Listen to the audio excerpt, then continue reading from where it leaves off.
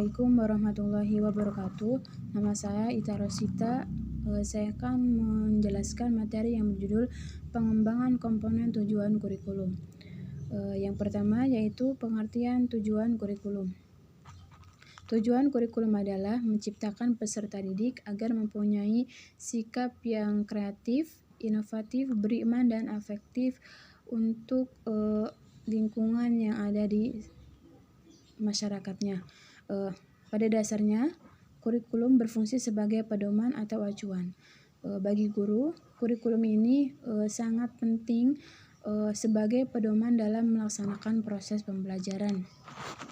Di sini ada 6 poin tentang fungsi kurikulum. Yang pertama, fungsi penyesuaian, fungsi integrasi, fungsi diferensiasi, fungsi persiapan, fungsi pemilihan, dan fungsi diagnostik. Tujuan selalu berkaitan dengan hasil, tetapi tujuan lebih merupakan kegiatan yang mengandung proses. Tujuan menampilkan aktivitas yang teratur dan pada akhirnya tujuan akan berdampak pada hasil. Karakteristik tujuan pendidikan yang baik menurut John Dewey. Di sini ada 3 poin. Yang pertama yaitu tujuan pendidikan harus berupa kegiatan. Yang kedua, tujuan pendidikan harus bisa dicapai dan juga tujuan ini harus bersifat fleksibel. Yang ketiga, tujuan pendidikan harus mempresentasikan kegiatan. Yang kedua, tujuan hierarki tujuan kurikulum. Yang pertama, tujuan pendidikan nasional. Tujuan ini merupakan sasaran akhir yang harus dijadikan pedoman oleh setiap usaha pendidikan. Artinya, setiap lembaga dan penyelenggara itu baik pendidikan yang diselenggarakan oleh lembaga pendidikan, baik formal, informal, maupun non-formal. Yang kedua, tujuan institusional. Tujuan ini harus dicapai oleh setiap lembaga pendidikan. Dengan kata lain, tujuan ini dapat didefinisikan sebagai kualifikasi yang harus dimiliki oleh setiap siswa setelah mereka menempuh atau dapat menyelesaikan program di suatu lembaga pendidikan tertentu. Yang ketiga, tujuan kurikuler. Tujuan kurikuler adalah tujuan yang harus dicapai oleh setiap bidang studi atau mata pelajaran. Yang keempat, yaitu tujuan pembelajaran atau instruksional. Tujuan ini merupakan tujuan yang paling khusus.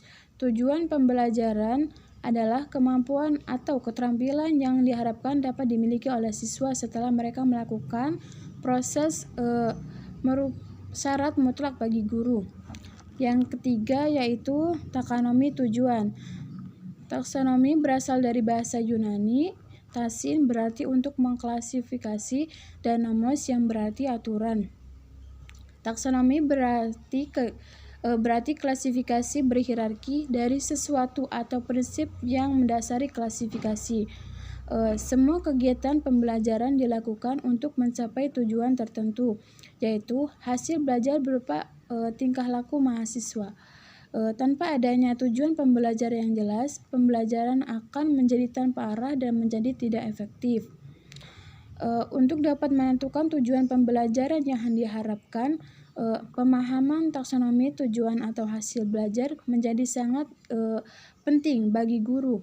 Dengan pemahaman ini, guru akan dapat menentukan dengan lebih jelas dan tegas apakah tujuan pembelajaran lebih bersifat kognitif dan mengacu kepada tingkat intelektual tertentu atau lebih bersifat afektif atau psikomotor.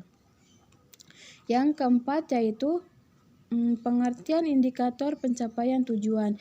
Indikator adalah perilaku yang dapat diukur dan atau diobservasi untuk menunjukkan ketercapaian kompetensi dasar tertentu yang menjadi acuan penilaian mata pelajaran. Yang kelima yaitu fungsi indikator pencapaian. Di sini ada 4 fungsi. Yang pertama, pedoman dalam mengembangkan materi pembelajaran. Pengembangan materi pembelajaran harus sesuai dengan indikator yang dikembangkan. Yang kedua, pedoman dalam mendesain kegiatan pembelajaran. Desain pembelajaran perlu dirancang secara efektif agar kompetensi dapat dicapai secara maksimal. Yang ketiga, pedoman dalam mengembangkan bahan ajar. Bahan ajar perlu dikembangkan oleh guru guna menunjang pencapaian kompetensi peserta didik. Dan yang keempat, pedoman dalam merancang dan melaksanakan penilaian hasil belajar. Dan yang kelima yaitu langkah-langkah merumuskan indikator pencapaian tujuan. Yang pertama, indikator dirumuskan dari KD. Yang kedua, menggunakan kata kerja operasional yang dapat diukur. Yang ketiga, indikator dirumuskan dalam kalimat yang simpel, jelas, dan mudah dipahami. Yang keempat, tidak menggunakan kata yang bermakna ganda. Yang kelima, hanya mengandung satu tindakan dan satu materi.